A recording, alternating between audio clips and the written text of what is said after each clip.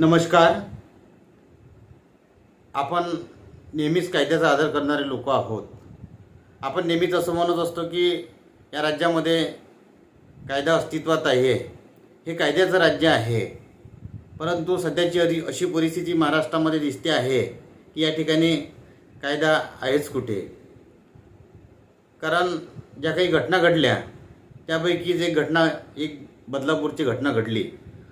बदलापूरला एका 3 वर्षाच्या चिमुरडीवर एका नराधमानं लैंगिक स्वरूपाचा अत्याचार केला आणि त्या अत्याचाराविरुद्ध पोलीस प्रशासनाने ज्या चुका केल्या त्या अक्षम्य चुका पोलिसांच्या तर्फे झाल्या. पोलिसांच्या तर चुका झाल्या, पण अशा स्वरूपाच्या चुका तिथल्या शाळा प्रशासनाच्या देखील मोठ्या स्वरूपाच्या झाल्या आणि त्याच्यामध्येच मोठ्या स्वरूपाचा लोकांमध्ये रोष निर्माण झाला आणि त्या रोषाच्या मध्येच इथल्या सरकारनं सुद्धा एक मिठाचा खडा टाकण्याचा प्रयत्न केला. लोकांनी जेव्हा आंदोलन केलं तेव्हा हे आंदोलन राजकीय स्वरूपाचं आंदोलन आहे म्हणून त्या आंदोलनाला हिणवण्याचा एक किळसवाना प्रकारे इथल्या सरकारतर्फे करण्यात आला. तेव्हापासूनच या बदलापूर प्रकरण हे एक चर्चेतलं प्रकरण झालं आणि या बदलापूर प्रकरणामध्ये काहीतरी गूढ रहस्य आहे. तेव्हापासूनच लोकांना संशय येऊ लागला. ज्या दिवशी बदलापूरची केस न्यायालयामध्ये सुरू झाली, अक्षय शिंदेला सगळ्यात पहिल्यांदा न्यायालयामध्ये हजर करण्यात आलं, तेव्हा कोर्टानं खूप सारे ताशेरे शाळा प्रशासनावर ओढले, तिथल्या पोलीस प्रशासनावर ओढले. कारण ज्या चुका होत्या त्या चुका त्या नराधमाला वाचवणाऱ्या चुका होत्या. शाळा प्रशासनाकडून कोणती कारवाई केली? शाळा प्रशासनानं CCTV कॅमेरे का चेक केले नाही? शाळा प्रशासनानं त्या ठिकाणी एखादा व्यक्ती जेव्हा आपण नोकरीला ठेवतो त्याचे कागदपत्र का चेक केले नाही? त्याचं कॅरेक्टर का चेक केलं नाही? पोलिसांनी पहिल्याच दिवशी FIR का नोंदवला नाही? त्या मुलीच्या आईला कशा पद्धतीनं त्रास देण्यात आला? त्याच्यानंतर ती जी जागा होती हे का सील केली नाही? ती जी मुलगी होती त्या मुलीच्या मैत्रिणींचं स्टेटमेंट का नोंदवून घेण्यात आलं नाही? बयान का घेतलं नाही? किंवा त्या मुलीचं नाव बाहेर कसं आलं? एवढे सारे प्रश्न, सर्वसामान्यांच्या मनामधले प्रश्न कोर्टानं त्या दिवशी मोठ्या स्वरूपाचे विचारले. या सर्व प्रशासनावर पोलीस प्रशासन निरुत्तर झालं आणि तेव्हापासूनच सर्वसामान्य माणसाला या प्रकरणाविषयी संशयाचं एक धुकं तयार झालं. सर्वसामान्य माणसाला या प्रकरणाविषयी शंका वाटू लागली की याच्यामध्ये मोठे मोठे जे व्यक्ती आहे ते अटकलेले आहेत, याच्यामध्ये काही राजकारणी लोकांचा संबंध आहे. कारण इथलं पोलीस प्रशासन अक्षय शिंदेला अटक करू शकते, पण तिथल्या शाळा प्रशासनाच्या अध्यक्षाला आणि सचिवाला 15 दिवसाच्या नंतरसुद्धा पकडू शकलं नाही. शाळा प्रशासन हे राजकीय पक्षाशी संबंधित आहे का किंवा सत्ताधारी पक्षाशी संबंध आहे का? एवढे अनेक प्रश्न या बदलापूरच्या प्रकरणाच्या निमित्तानं सर्वसामान्य माणसाच्या मनामध्ये तयार झाले. त्या ठिकाणी तेव्हापासून असं वाटत आहे की हे गूढ जे आहे हे सत्य आहे. कारण काल परवाच तो नराधम, अन्याय अत्याचार करणारा नराधम याचा पोलिसांनी खून केला. तळोजा कारागृहामधून जात असताना त्याला ठाणे क्राईम ब्रँचकडे नेण्यात येत होतं. मधामध्येच बदलापूर पोलीस स्टेशनमध्ये नेण्यासाठी त्यांचा मुंब्रा बायपासवर 6:30 वाजता खून करण्यात आला. पोलिसांच्या उत्तरादाखल असं सांगण्यात आलं की त्याचा एन्काउंटर झाला आणि मग सर्वसामान्य माणसाचं जे गूढ होतं, जे बदलापूरच्या प्रकरणापासून तेव्हा लोकांना त्या मनामध्ये जागृत झालं, तेव्हापासून तर आतापर्यंत त्या प्रकरणाविषयी संशयाची सुई जी होती आणखी बळावली. कारण लोकांचा असा सुरुवातीपासून डाऊट होता या प्रकरणामध्ये याच्यामध्ये कोणीतरी अटकतं आहे. हा जो व्यक्ती आहे हा सत्ताधारी पक्षाशी संबंधित आहे. हा तिथं याच्यामध्येही आणखी काही मुलींचं शोषण झालं अशा स्वरूपाच्या लोकांना डाऊट येत आहे, जेव्हा अक्षय शिंदेचा खून झाला, पोलिसांच्या लेखी तो एन्काउंटर होता, तेव्हापासूनच सर्वसामान्य लोकांच्या मनामधले प्रश्न दुसऱ्या दिवशी कोर्टानं प्रशासनाला विचारण्याचा प्रयत्न केला. नराधमाला शिक्षा व्हायला पाहिजे, भरचौकात फाशी व्हायला पाहिजे, परंतु ती फाशी देण्याचा अधिकार लोकांना नाही, पोलीस प्रशासनाला नाही, कारण कायद्याचं राज्य आहे. त्या नराधमाविषयी, त्या छोट्या चिमुकलीवर अशा स्वरूपाचा अन्याय करणाऱ्या व्यक्तीबद्दल कोणत्याही स्वरूपाची आपुलकी वाटण्याचं कोणत्या स्वरूपाचं कारण नाही. परंतु हे कृत्य, जे मारण्याचं जे कृत्य होतं त्या नराधमाला, हे जर कायद्यानं जर झालं असतं तर सर्वसामान्य माणसाच्या मनामधील कायद्याविषयीचा आदर आणखी वाढला असता, कायद्याचा धाक निर्माण झाला असता. त्याला कायद्यानं भर चौकात जर फाशी जर दिली असती तर एक कायद्याचा वचक दरारा निर्माण झाला असता.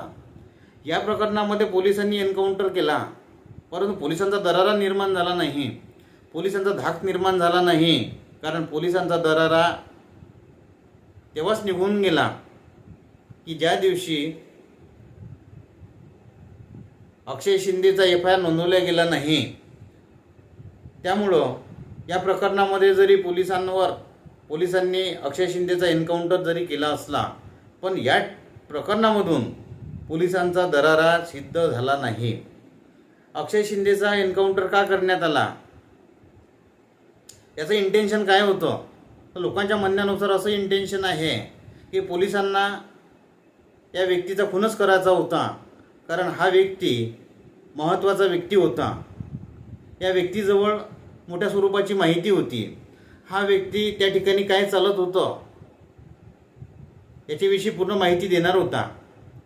या व्यक्तीला मोठमोठ्या राजकीय व्यक्तींचे नावं माहिती होते. या व्यक्तीला शाळा प्रशासनाविषयी माहिती होती आणि या छोट्या मुलीवर अन्याय अत्याचार करताना यांचे काही पोर्नोग्राफी बनवल्या जाती होती काय, किंवा याचं काही इंटरनॅशनल मानवी तस्करीचं काही रॅकेट आहे काय, अशा स्वरूपाचे सर्वसामान्य माणसाचे प्रश्न त्या अक्षय शिंदे देणार होता. म्हणून त्या अक्षय शिंदेला पोलिसांनी जाणूनबुजून ठार केलं असा लोकांचा एक अंदाज आहे. लोकांनी खूप सारे प्रश्न त्या दिवशी विचारले आणि लोकांच्या मनातले सर्वचे सर्व प्रश्न दुसऱ्या दिवशी कोर्टानं देखील न्यायालयानं आपल्या न्यायालयामध्ये उपस्थित केले. 4 पोलीस असताना एक आरोपी, त्याची शरीरयष्टी एकदम कमजोर स्वरूपाची आहे, तो आक्रमक होतो कसा, 4 पोलीस त्यांना का सांभाळू शकले नाही,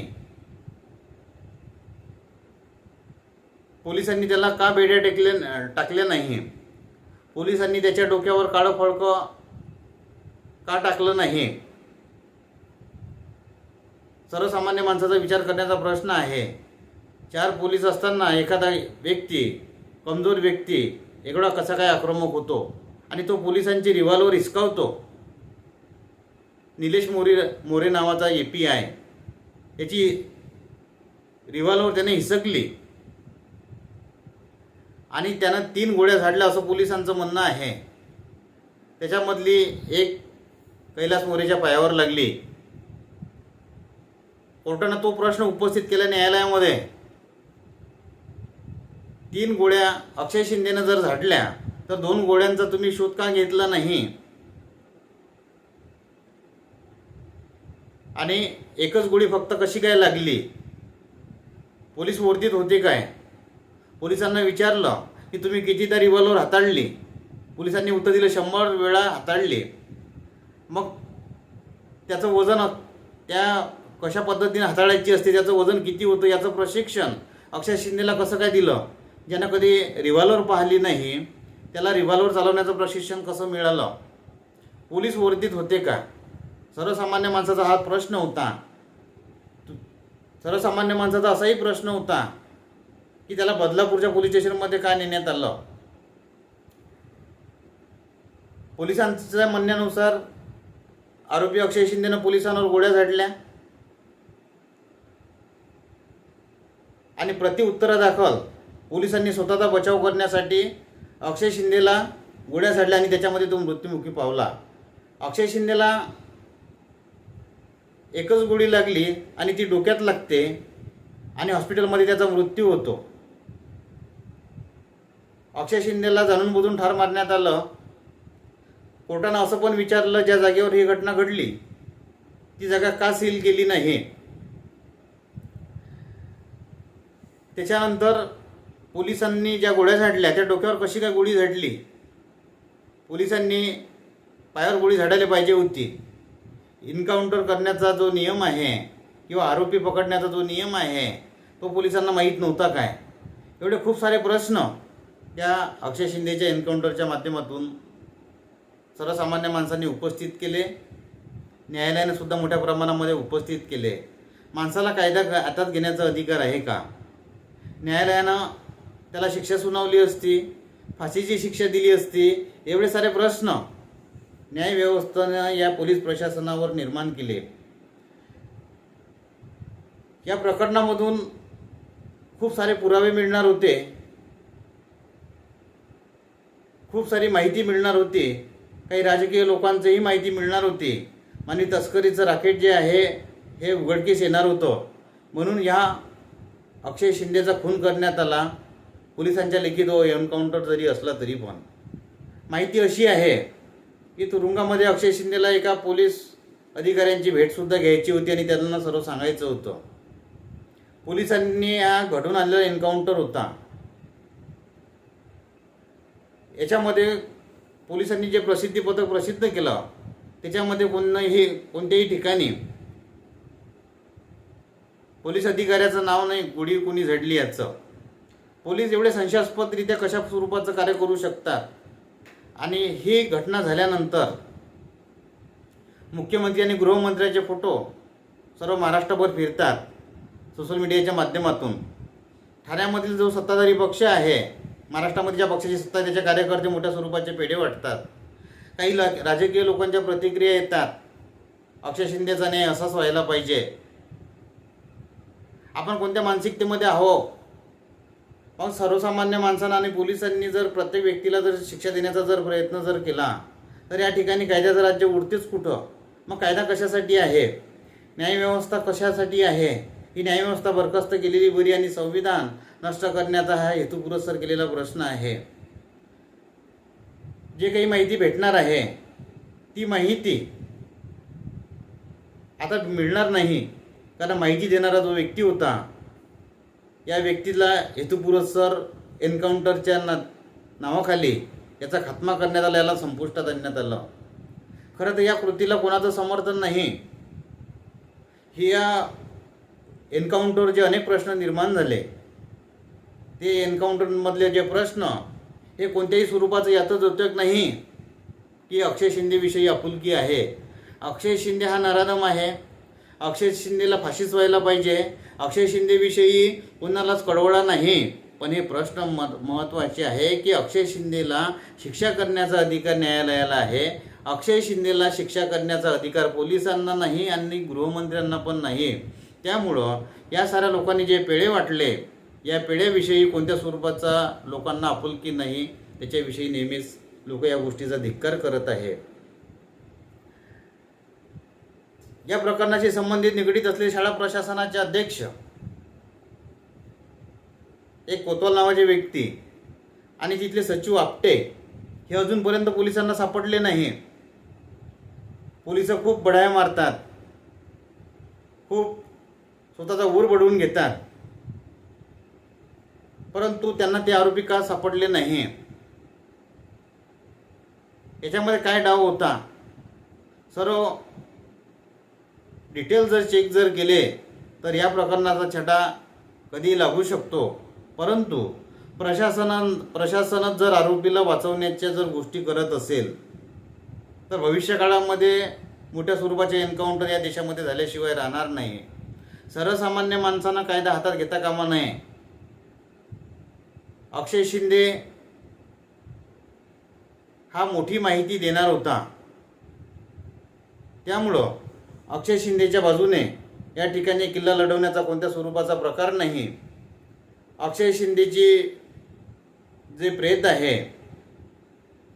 हे जोपर्यंत आपल्याला या प्रकरणाचा निकाल लागत नाही तोपर्यंत फ्रीज करून ठेवावं, कारण आणखी खूप साऱ्या गोष्टी या प्रकरणामधून बाहेर येणार आहे.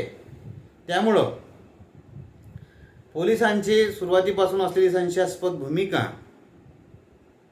आणि अक्षय शिंदेचं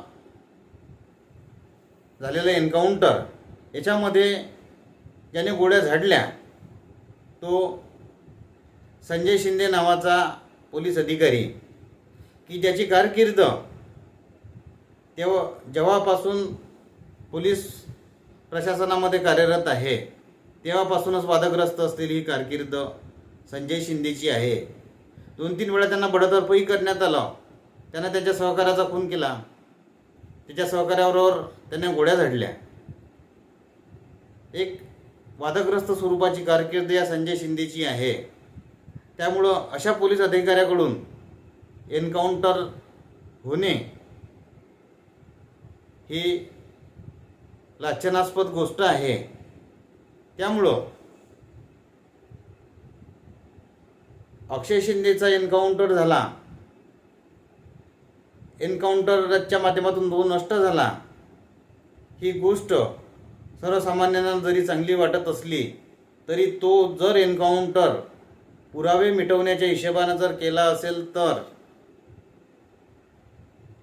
पोलीस प्रशासनाची पत गेली, इथल्या सरकारची सुद्धा मोठ्या स्वरूपाची पत गेली. कारण त्याला फाशी देण्याचा अधिकार कोर्टाला आहे आणि कोर्टानं फाशी दिली असती, परंतु अनेक पुरावे, अनेक माहिती सर्वसामान्य माणसापर्यंत आली असती. भविष्य काळामधील जे होणारे जे अनेक प्रकरण हे मिटवता आले असते. शाळा प्रशासनामधलं डिटेल्स सरकारजोडाने लोकांपर्यंत पोहोचलं असतं. आज ते सर्व प्रश्न या एन्काउंटरच्या नावाखाली दाबले गेले. त्यामुळं इथल्या सरकारवर एक प्रश्नचिन्ह निर्माण होते आहे. इथल्या सरकारने जरी पोलीस प्रशासनाने एन्काउंटर केलं तरी इथल्या सरकारने इथले पुरावे हडप करण्याचा प्रयत्न केला असंच या ठिकाणी सांगता येईल. पुन्हा पोलिसांनी अशा स्वरूपाचं एन्काउंटर कोणाचंही करू नये. कारण हजारो स्वरूपाच्या ज्या घटना या माध्यमातून जर होत राहिल्या तर याच्या तळापर्यंत आपण गेलो पाहिजे. आरोपीला काही दिवस जिवंत ठेवून त्याच्याकडून माहिती काढून घेतली पाहिजे आणि हे प्रकरण या माहितीच्या दादऱ्यासमोर नष्ट करता आलं असतं. परंतु अक्षय शिंदेचा खून झाल्यामुळं त्या प्रकरणापर्यंत आपण पोचू शकणार नाही. ते प्रकरण आपण समोर नष्टही करता येणार नाही. त्यामुळं पोलिसांवर या ठिकाणी मोठ्या स्वरूपाची कारवाई व्हायला पाहिजे. त्या ठिकाणी सर्व पोलिसांचे डिटेल्स, मोबाईल फोन चेक करायला पाहिजे आणि जे लोक याच्यामध्ये दोषी आढळतील त्या सर्वांवर मोठ्या स्वरूपाची कारवाई करायला पाहिजे. त्याशिवाय अशा स्वरूपाचे अनेक अक्षय शिंदे या ठिकाणी उदयास येतील. त्यांना जर संपवायचं जर असेल तर पोलिसांनी एन्काउंटर केल्यापेक्षा न्यायालयाने फाशी देणे त्यांना योग्य ठरेल. आजच्या अक्षय शिंदेच्या माध्यमातूनच हे सांगावंसं वाटतं. तुर्तास आजच्या पुरतं एवढंच. पुन्हा भेटू.